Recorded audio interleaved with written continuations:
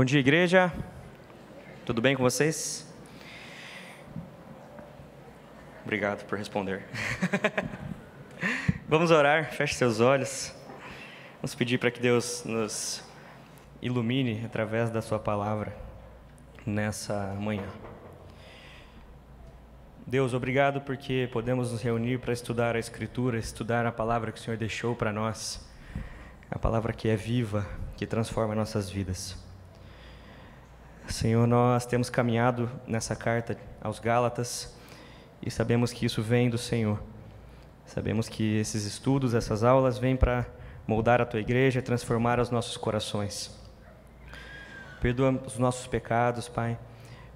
Transforma a minha vida na Tua presença, que eu possa ser usado para trazer a Tua notícia, aquilo que o Senhor tem para a Tua igreja nessa manhã, independente de mim, Pai.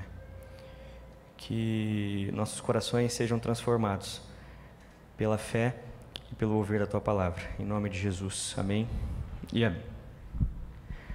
Amém. Estamos estudando então a carta de Paulo aos Gálatas. E, resumidamente, o que foi que a gente viu até agora? Primeiro que Paulo ele estava enfrentando algumas dificuldades com aqueles irmãos. E eu estou enfrentando algumas dificuldades com o ar aqui, se alguém puder dar uma ajeitadinha. Eu geralmente não reclamo de frio, mas hoje está um pouquinho. Paulo tinha algumas dificuldades no seguinte sentido. Primeiro, existiam falsos mestres entre aqueles irmãos que estavam querendo denegrir a imagem de Paulo, desautorizar Paulo, para assim desautorizar a sua mensagem. Que mensagem era essa que Paulo havia pregado? A mensagem do Evangelho, a mensagem de Cristo Jesus. E aí alguns irmãos estavam pregando uma mensagem que não era o Evangelho, que era algo além do Evangelho. Alguns com caminhos mais para você pode fazer tudo, você precisa fazer tudo, você tem o Evangelho, mas você pode fazer diversas coisas. E outros para o caminho de que você tem o Evangelho, mas você tem que fazer diversas coisas. Então esses eram os judaizantes, aqueles que diziam que a lei estava acima de tudo, se você não cumprisse a lei rigorosamente, você não estava sendo salvo ou não era alcançado pela graça de Deus. Mais ou menos é isso que a gente viu nos outros capítulos. No capítulo anterior, Paulo comenta sobre uma discussão que ele teve com Pedro também, a respeito dessa questão da salvação dos gentios e da salvação pela lei, que era essa discussão que estava acontecendo no meio daquele povo. Em resumo, Paulo ele faz então uma defesa dele mesmo, ele faz uma defesa do Evangelho de Cristo Jesus, ele faz uma defesa da justificação pela fé. E é um pouquinho sobre isso que a gente vai conversar nessa manhã, entrando aí no capítulo 3 da carta de Paulo aos Gálatas. Eu vou ler o texto em partes, eu não vou ler ele inteiro, a gente vai ler em partes, para que a gente possa ir entendendo algumas coisas de forma mais devagar. É um texto pesado, com palavras difíceis para um domingo pela manhã, né? Já a gente não acordou ainda muito bem, mas se Deus nos permitir, estaremos aqui tentando esclarecer um pouquinho as coisas para os irmãos. Então vamos começar ali em Gálatas no capítulo 3. Perceba que Paulo já chega com os dois pés no peito dos Gálatas, dizendo assim: ó Gálatas insensatos, quem vos fascinou a vós outros, antes cujos olhos foi Jesus Cristo exposto como crucificado? Quero apenas saber isso de vós: recebestes o Espírito pelas obras da lei ou pela pregação da fé? Sois assim insensatos que, tendo começado no Espírito, estejais agora vos aperfeiçoando na carne? Teria sido em vão que tantas coisas sofrestes, se na verdade foram em vão. Aqueles, pois, que vos concede o Espírito e o que opera milagres entre vós, porventura o faz pelas obras da lei ou pela pregação da fé? Então Paulo já chega com alguns questionamentos para os Gálatas. E esses questionamentos ele faz baseados no seguinte: ele expôs Jesus Cristo aos Gálatas. É o que ele fala ali. Cristo foi exposto a vocês. Nós chegamos aqui, nós pregamos e nós falamos todo o Evangelho, tudo que Jesus fez, a vinda de Jesus, a sua vida, a sua morte e a sua ressurreição. E vocês entenderam isso, vocês assimilaram isso. Vocês assimilaram isso pela lei ou pela fé? Pela fé. Vocês creram naquilo que foi exposto, no evangelho que foi pregado. Eu pergunto a vocês, quem aqui viu Jesus crucificado? Aí você pensa assim, ninguém, a gente não viveu naquela época. Os Gálatas viram Jesus crucificado? Também não. Quem aqui pela fé viu Jesus crucificado? Todos aqueles que são filhos de Deus e seguem a Cristo Jesus. Os Gálatas, pela fé, viram Jesus crucificado. Pastor Tim Keller diz que um cristão não é aquele que sabe sobre Jesus, mas alguém que viu Jesus na cruz. Então Paulo, ele começa lembrando isso aos Gálatas, ele fala assim, vocês tiveram a mensagem, o evangelho exposto a vocês. E por que então vocês são insensatos? O que significa ser insensato? Quem sabe? O que tem falta de sensatez, muito bem.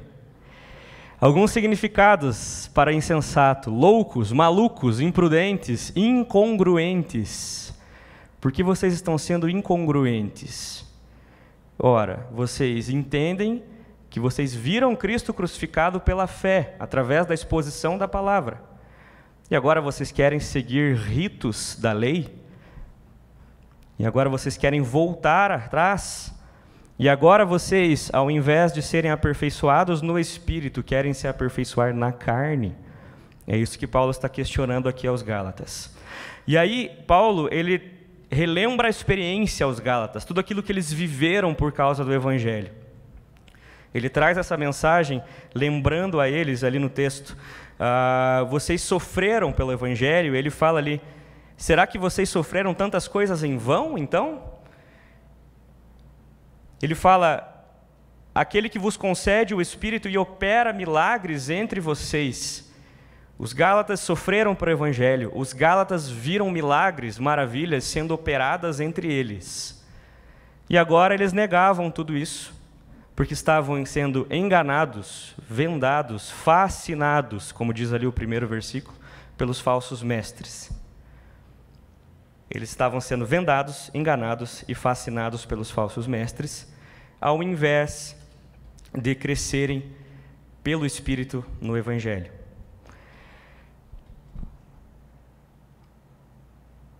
Muito bem. Nesse primeiro momento, Paulo abre os olhos dos Gálatas nesse sentido. Então ele chama ele de insensatos, são incongruentes, são loucos, porque vocês entenderam o Evangelho e ao invés de continuarem se aperfeiçoando nesse Evangelho, vocês estão voltando para cometer e para fazer algumas obras que são da lei, da carne. O pastor Dick Kaufmann diz que os cristãos pensam que somos, e aí ele se inclui no texto, somos salvos pelo Evangelho, mas que depois crescemos aplicando princípios bíblicos a todas as áreas da vida. Acontece que não somos apenas salvos pelo Evangelho, mas crescemos aplicando o Evangelho a todas as áreas da nossa vida. É mais ou menos isso que Paulo está falando para os Gálatas. Vocês começaram no Evangelho, então agora cresçam no Evangelho, não cresçam em outras coisas, não cresçam na lei, cresçam no Evangelho. Para a gente crescer no Evangelho, a gente precisa entender o que é o Evangelho. Aos Gálatas foi exposto o Evangelho. O que é o Evangelho? São boas e más notícias. As más notícias é que nós somos pecadores, que nós precisamos da graça de Deus, que nós não conseguimos salvarmos a nós mesmos. As boas notícias são: Deus enviou o seu único Filho Jesus, por amor a nós, para nos salvar e para nos resgatar. Pastor Hernandes Dias Lopes diz: o Evangelho não é um bom conselho aos homens, mas as boas novas acerca de Cristo. Não é um convite para fazer coisa alguma, mas uma declaração do que Deus já fez. Não é uma exigência, mas uma oferta. A lei diz: faça isso, faça aquilo. O Evangelho diz: Cristo já fez tudo. Mas isso aí está muito no campo das ideias. Como é que eu vou crescer no Evangelho todos os dias? Não é a gente olhar para a lei e ver, Deus fala lá, não matarás, então eu não vou matar? Também. A lei não é deixada de lado. Isso aqui a gente vai falar um pouquinho mais para frente.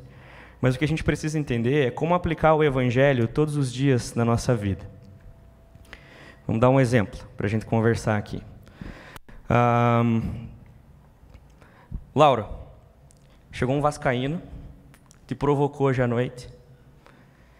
Independente do resultado, não vamos entrar nesse mérito agora. Chegou um vascaíno, te provocou hoje à noite, você ficou furioso com ele. O que você faz? Opção A, você dá um soco na cara dele? Dá vontade, como ser humano. Opção B, você lembra que você é crente, você perdoa. Opção C, você se afasta, fica remoendo isso no teu coração e fica a semana inteira com raiva daquele irmão.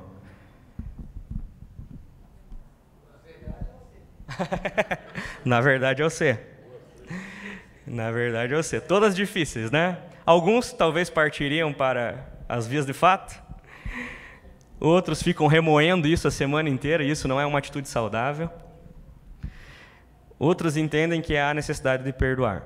Como cristão, nós entendemos que há necessidade de perdoar. Mas pela nossa vontade, a gente consegue fazer isso? Só de olhar assim, Deus manda que a gente perdoe. Você consegue perdoar só por isso? A Bíblia está falando, mas eu não consigo, eu preciso perdoar. O que é a gente aplicar o Evangelho em todas as áreas da nossa vida? É você refletir na seguinte situação.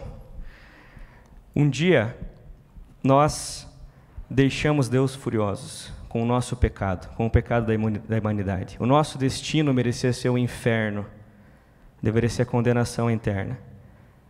Mas Jesus, ele foi misericordioso, amoroso e gracioso. Deus foi misericordioso, gracioso e mandou seu único filho Jesus para morrer em nosso lugar, para nos salvar. Eu não merecia o perdão, mas Deus me perdoou. E é por isso que eu vou perdoar meu irmão. Não é que ele merece o perdão, porque ele é vascaíno, mas porque um dia Deus me perdoou. Deus me amou. E é por isso que eu vou perdoar o meu irmão.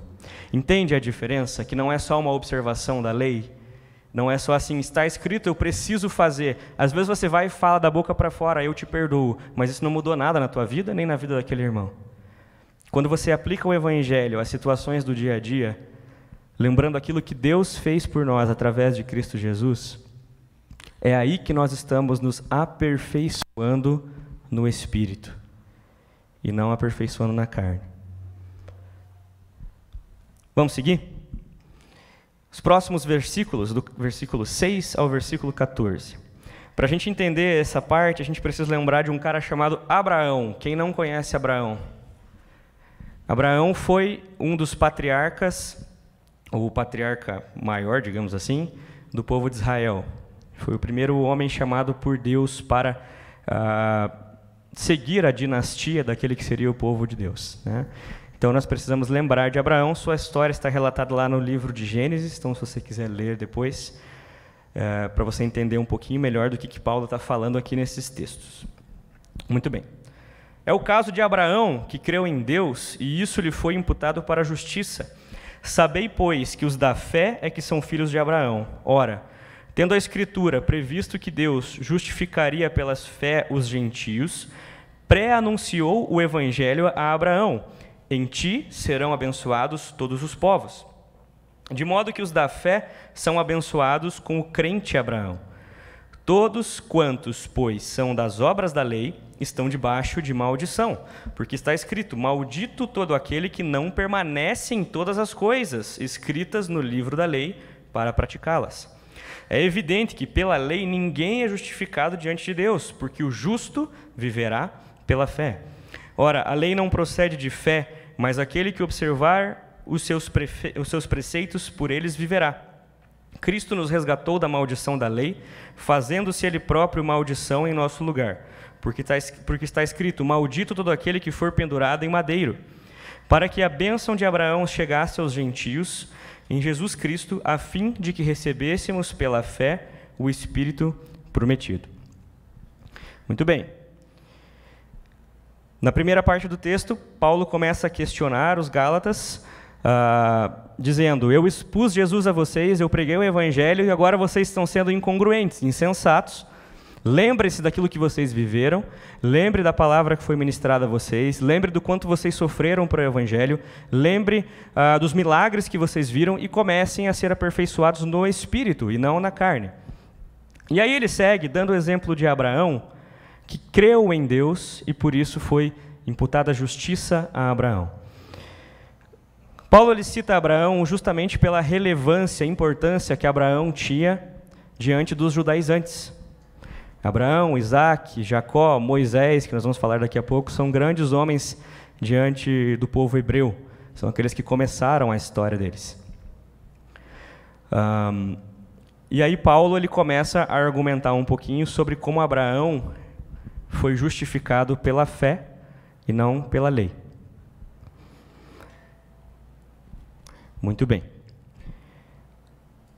Os judeus, ou os judaizantes, eles enchiam a boca para falar que Abraão era seu pai, e que eles eram descendentes diretos de Abraão, por linguagem de sangue, por linhagem de sangue.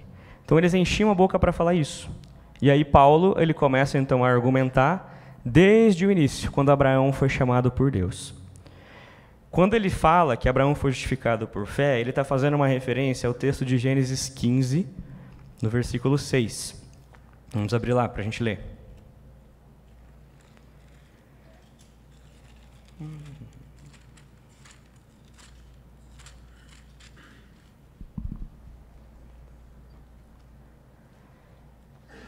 No capítulo 15 de Gênesis, Deus aparece a Abraão, fala a Abraão, promete um filho a ele. E no versículo 6 ele diz, o texto diz, ele creu no Senhor, e isso lhe foi imputado para justiça. Quem era Abraão no capítulo 6? No capítulo 15, desculpe. Quem era Abraão no capítulo 15?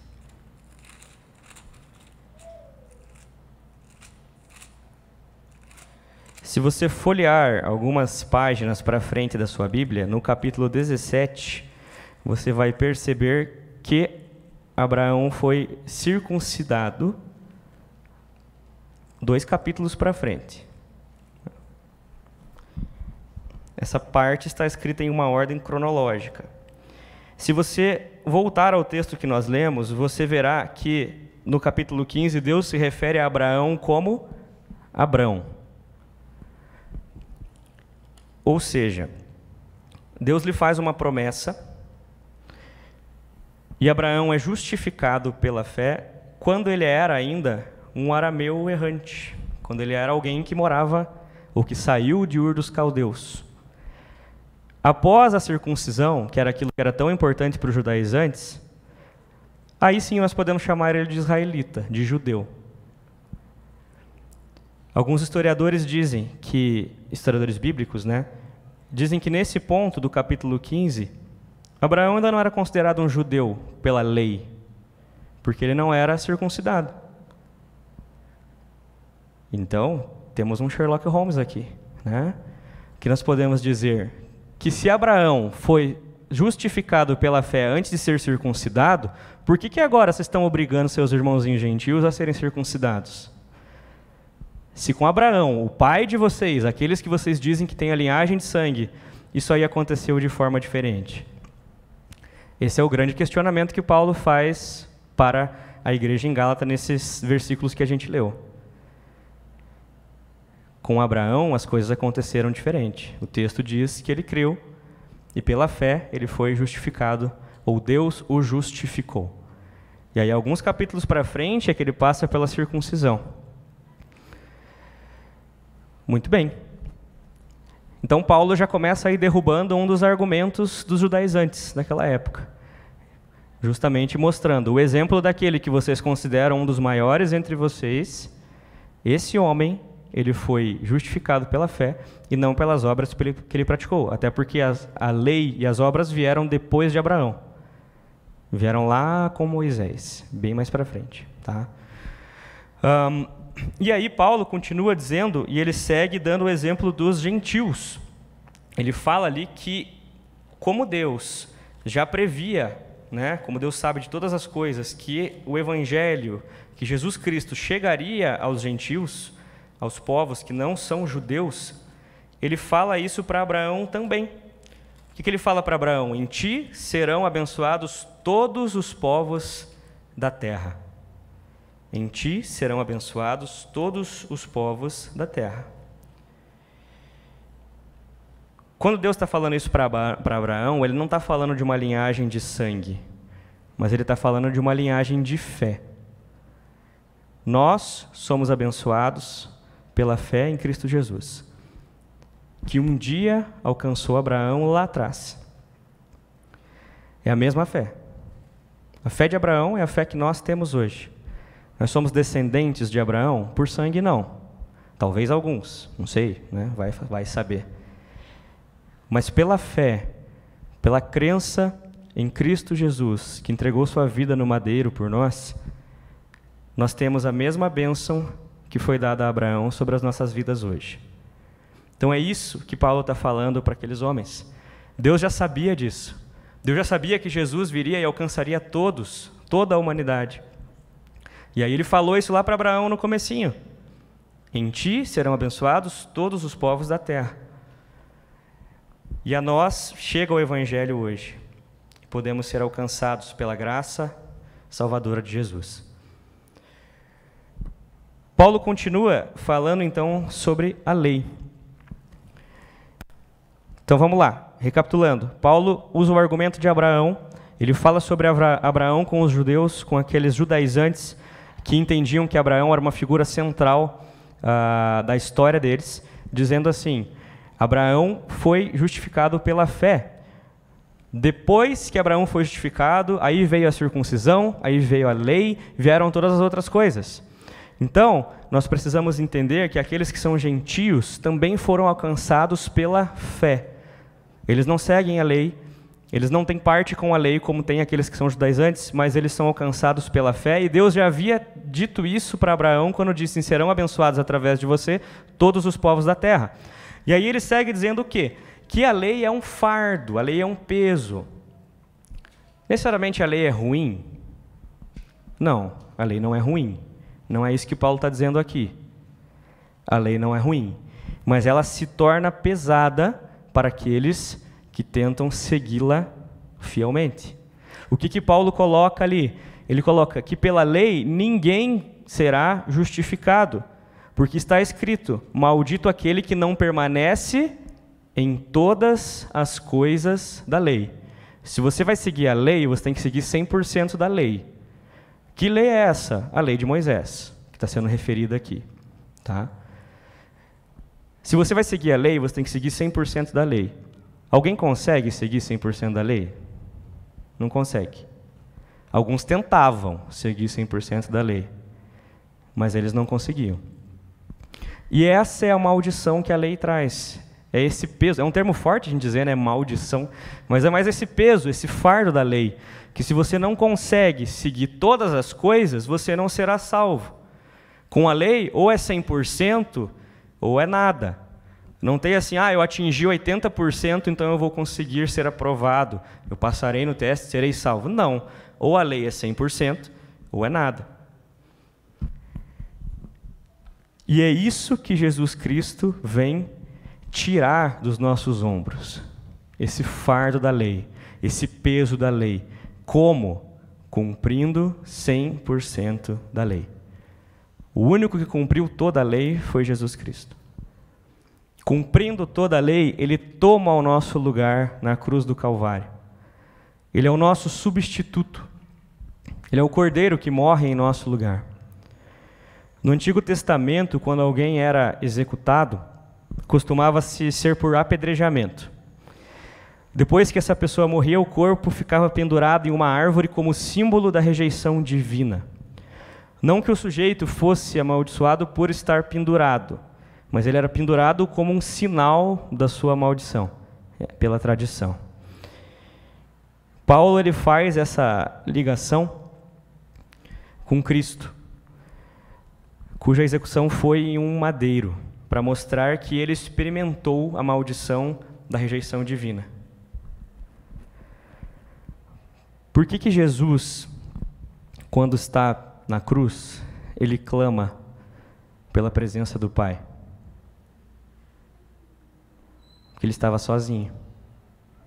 A presença de Deus havia se retirado de Jesus naquele momento. E aí, isso é uma coisa bem interessante. A gente já assistiu muitos filmes de Jesus por aí, né?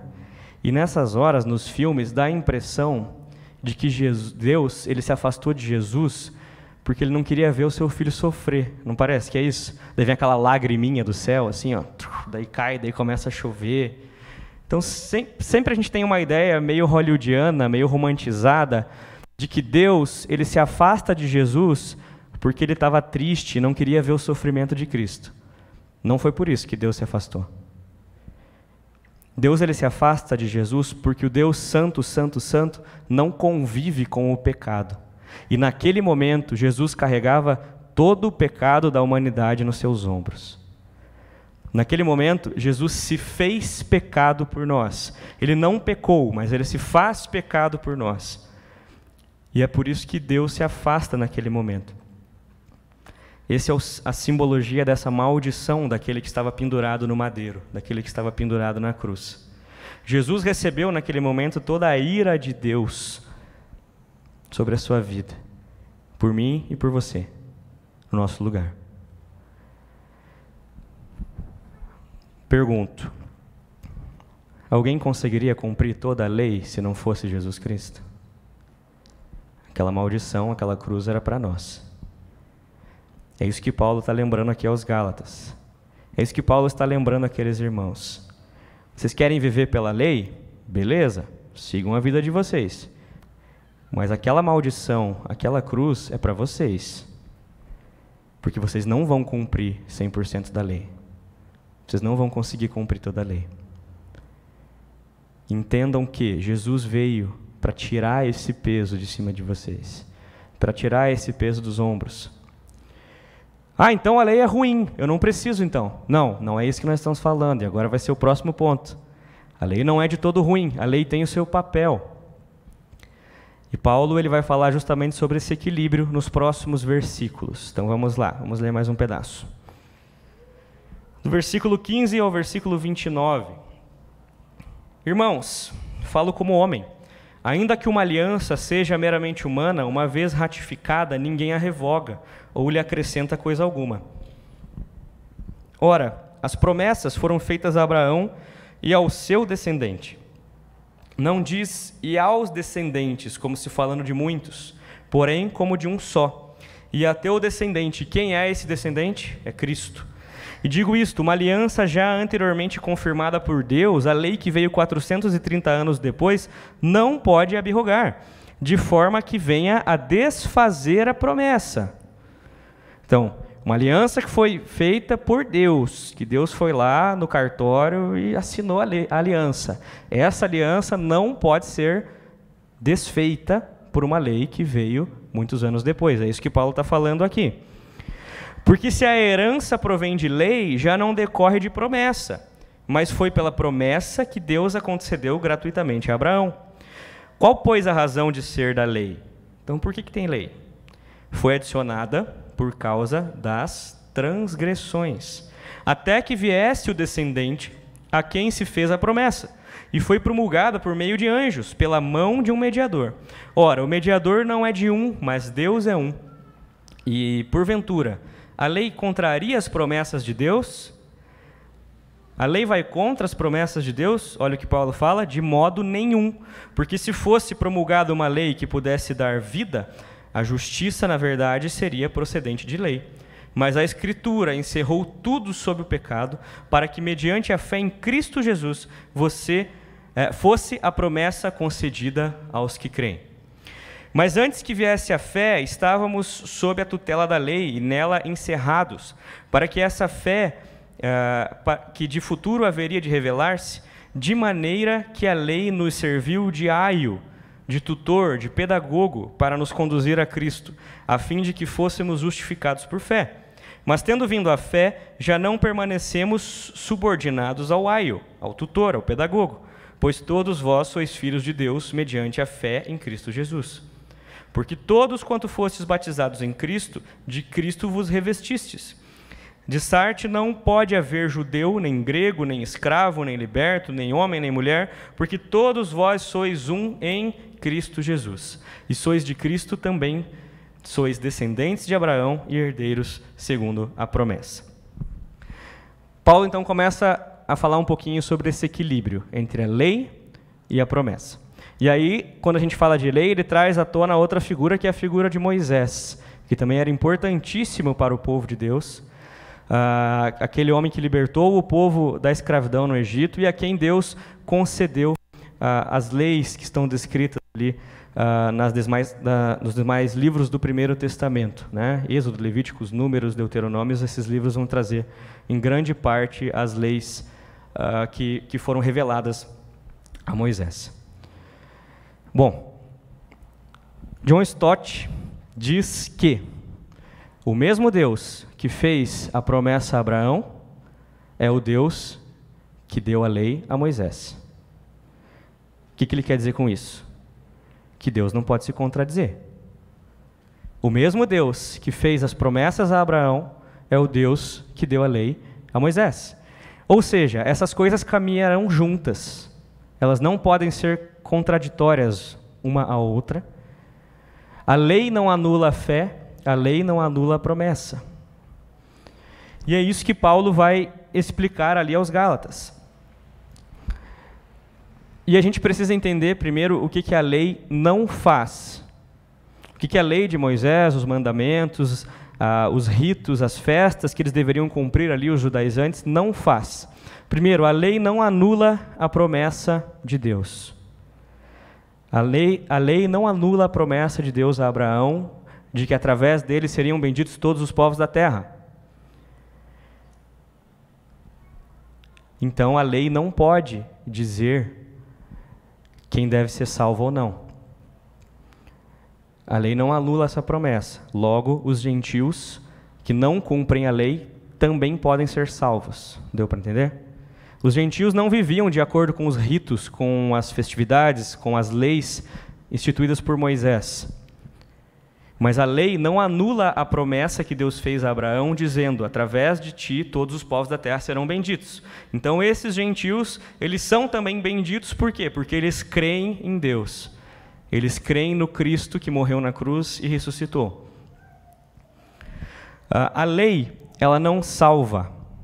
Essa é uma segunda coisa que a lei não faz. Então a lei não anula a promessa e a lei, ela não salva.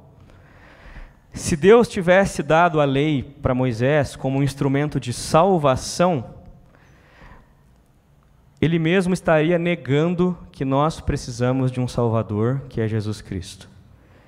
Então, se Deus tivesse dado a lei para Moisés assim, vocês vão usar isso aqui para se salvar, por que ele mandou Jesus? Tipo assim, não faz sentido. O plano de Deus seria um plano furado. Então a lei, ela não tem esse poder de nos salvar. Porque ela não é Jesus Cristo, ela não é o mediador. Ela não é aquele que veio para morrer em nosso lugar e se entregar por os nossos pecados. Mas então o que a lei faz? Qual que é o papel da lei nisso tudo? Se ela não anula a promessa de Deus e se ela não salva, qual que é o papel da lei em todas essas coisas? Paulo dá 2 exemplos ali no texto de qual seria mais ou menos o papel da lei na vida do cristão, nas nossas vidas, daqueles que seguem a Jesus. Esses 2 exemplos estão ali no versículo 23 e 24 e 25. Um está mais claro, que é o exemplo do aio. O que é o aio? O aio é um tutor, era um pedagogo, era alguém que conduzia a criança, ensinando a criança até que ela tivesse uma idade de conhecimento avançado e que ela pudesse seguir por si mesma.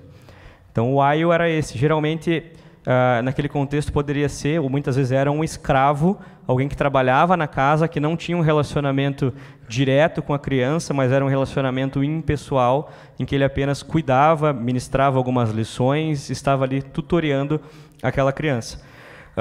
O outro exemplo que ele dá é o exemplo de uma guarda militar, quando ele fala que estávamos sob a tutela na lei e nela encerrados. Né? Estávamos fechados, estávamos presos, como se fossem guardas. A lei fosse um guarda que estivesse ali nos guardando o nosso coração. Nesses dois exemplos, a guarda, né, o guarda e o tutor, eles eliminam a liberdade.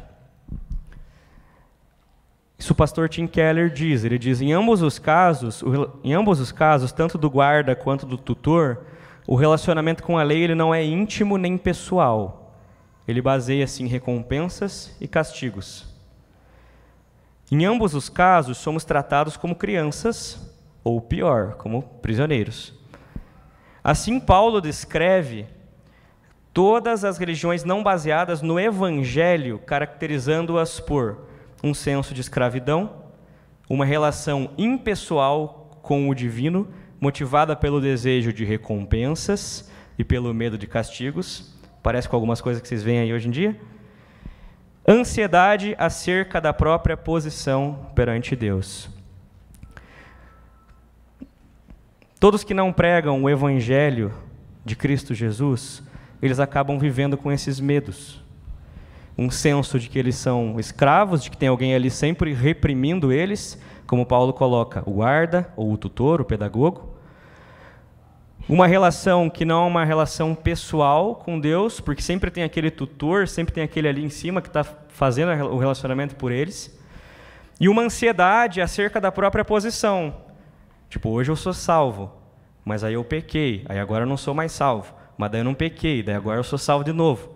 E daí o anjo fica bem louco no livro da vida lá, escreve teu nome, apaga teu nome, escreve teu nome, apaga teu nome. Tem gente que fica assim, né?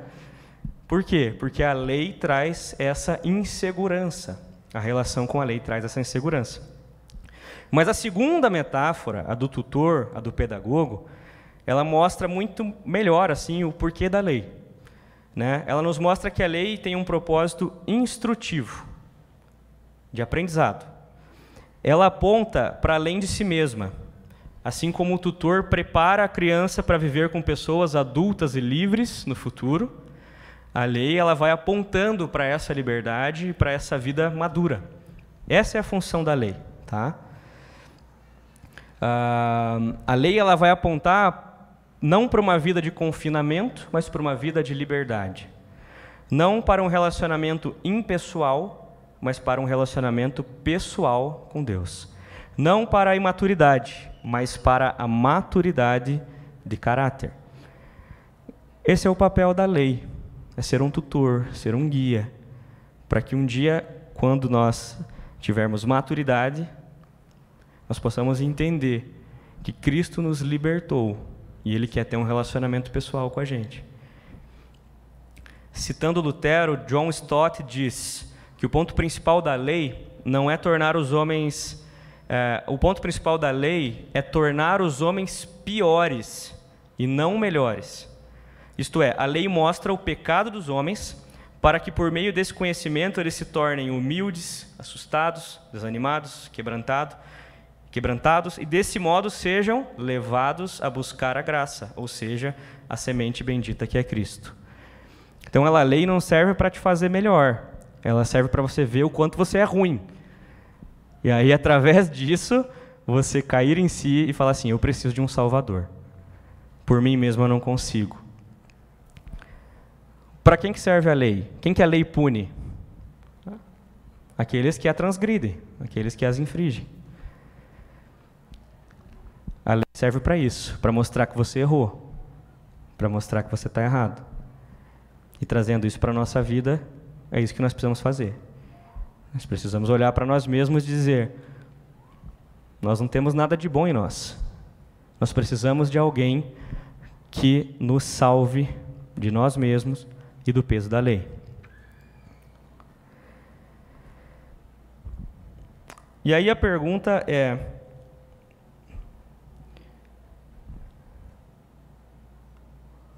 seguindo nesse caminho, né, o porquê de Deus, por que Deus deu a lei? Por que Deus deu a lei, então, a Moisés? Depois de ter feito uma promessa tão linda a Abraão. Mais um texto de John Stott, e eu vou ler esse texto na íntegra, tá? O texto diz assim, depois de dar a promessa a Abraão, Deus deu a lei a Moisés. Por quê? Ele tinha de piorar as coisas antes de poder melhorá-las. A lei expôs o pecado, provocou-o, condenou-o. O propósito da lei era erguer a capa de respeitabilidade do homem, aquela capa que cobria o homem, e mostrar, revelar como de fato ele era por baixo. Pecador, rebelde, culpado, sob julgamento de Deus e impotente para se salvar. Ainda hoje, a lei deve ter permissão para cumprir a tarefa dada por Deus. Um dos grandes erros da igreja contemporânea é a tendência de amenizar o pecado e o juízo. Nunca devemos contornar a lei e ir diretamente ao Evangelho. Fazer isso é contradizer o plano de Deus na história bíblica. Nenhum homem jamais soube apreciar o Evangelho até que a lei lhe fosse revelada primeiro. Só contra a escuridão do céu noturno, densa como tinta, as estrelas começam a aparecer. É só contra o fundo escuro do pecado e do juízo que o Evangelho reluz. Nós não podemos pular a lei, nós precisamos entender a lei e através dela ver o quanto nós somos pecadores miseráveis e não conseguimos fazer aquilo. Para aí sim entender que o Evangelho veio para nos libertar desse peso e nos salvar. Que Jesus Cristo veio para nos salvar. Nós precisamos que as coisas fiquem mais escuras, fiquem mais pesadas, para que aí sim a luz do Evangelho venha e nos resgate dessa escuridão. Esse é o objetivo da lei. Mostrar o quão ruim nós somos e o quão grande é a graça salvadora de Jesus. E aí a segunda pergunta. Nós precisamos seguir a lei? Sim. Mas não com a intenção de que a lei irá nos salvar, porque nós já entendemos que não existe uma salvação humanamente possível através da lei. Eu não consigo cumprir tudo. Mas por que nós seguimos a lei, então? Nós seguimos os princípios da lei. E aí a gente precisa fazer essa diferenciação. Nós seguimos os princípios da lei. E é isso que Jesus faz quando ele vem e começa a explanar o Evangelho, explanar as coisas do reino. O que ele diz? A lei diz, não adulterarás. Jesus fala, se você olhar para uma mulher com pensamento impuro, você já adulterou com ela. Deus está transformando a lei em princípios. Nós precisamos seguir esses princípios para sermos mais parecidos com Jesus e por amor e gratidão à sua obra na cruz do Calvário. Nós não seguimos a lei para sermos salvos, porque nós entendemos que nós não conseguimos fazer isso. Nós não vamos seguir 100%. Mas nós seguimos os princípios da lei para sermos mais parecidos com Cristo e por amor e gratidão àquilo que Ele fez na cruz do Calvário. E aí a gente chega no clímax do texto, que vai seguir depois no capítulo 4, onde Paulo diz assim: pois todos vós sois filhos de Deus, mediante a fé em Cristo Jesus. A lei aponta o caminho, e pela promessa, pelo Evangelho, pela fé, através daquilo que Cristo Jesus fez, nós nos tornamos filhos de Deus. Não é por merecimento, mas pela obra redentora de Cristo Jesus, que é a graça. Nós não nos tornamos filhos de Deus por merecimento, mas nos tornamos pela graça de Deus. E Paulo continua dizendo ali que o ser cristão, o ser filho de Deus, está acima de todas as outras coisas, que naquela época eles julgavam como importantes, ou que tinham até um caráter de discriminação naquele momento. Quando ele fala ali que não pode ter judeu nem grego, nem escravo nem liberto, nem homem nem mulher. Naquela época existia essa diferença mais intensa do que nos dias de hoje, entre classes sociais, digamos assim, entre pessoas, né? O judeu se achava superior àquele que era gentil. O escravo era inferior àquele homem que era livre na época. E o homem e a mulher também tinham diferentes posições sociais naquele contexto. E Paulo está falando assim, independente dessas situações que são terríveis e existem no meio de vocês e que precisam ser tratadas, o ser de Deus, o ser cristão é superior. Vocês são iguais perante o Senhor. Diante de Deus, todos vocês são incapazes de cumprir a lei e necessitam do sacrifício de Jesus Cristo. É isso que Paulo está dizendo para aqueles irmãos. E aí ele conclui com aquilo que a gente já falou aqui. Que vocês são descendentes de Abraão, não pelo sangue, mas pela promessa, pela fé. A mesma fé que vocês têm foi a fé que Abraão teve, foi a fé que Moisés teve. Moisés, aquele Moisés que recebeu as leis, ele teve essa fé. É a fé que nós temos hoje, é a fé que aqueles que virão depois de nós terão. E por isso nós podemos receber as promessas de Deus destinadas lá a Abraão. Que promessas são essas? De vida eterna, de salvação, de fazermos parte de um povo, o povo de Deus. Amém? Para a gente concluir, 3 dicas práticas. Como nós fazemos, então, para não vivermos como insensatos, como loucos, como incongruentes, como os Gálatas viviam? A gente vai de trás para frente no texto que a gente estudou hoje. Primeiro, lembre-se de que você tem um Pai que já fez tudo. Deus já fez tudo por você. Deus já salvou a sua vida através de Cristo Jesus. Não há nenhum sacrifício que você possa fazer para te dar a salvação. E não há nenhum pecado que você possa cometer de tão grave que vá retirar a sua salvação. Porque a salvação não está nas suas mãos, está nas mãos de Deus. E Ele já fez tudo por você. Segundo, observe a lei por amor e gratidão àquilo que Deus fez para se tornar mais parecido com Cristo Jesus, e não como um instrumento de salvação. Se você observar a lei como um instrumento de salvação, você nunca será salvo. Se você observar a lei com amor, com gratidão, e olhando para Jesus, você se tornará mais parecido com Jesus todos os dias. Você não vai cumprir 100%, 100% só na glória eterna, mas você vai se tornar mais parecido com Jesus um pouquinho cada dia. Terceiro, aplique o Evangelho em tudo que você fizer na sua vida. Em todas as situações que você passar, tente olhar essas situações com os olhos do Evangelho e não com os olhos da lei. Com os olhos da lei isso vai ser peso, vai ser fardo, vai ser difícil. Com os olhos do Evangelho você vai entender: Deus já me perdoou quando eu não tinha perdão. Deus me amou quando eu não podia ser amado.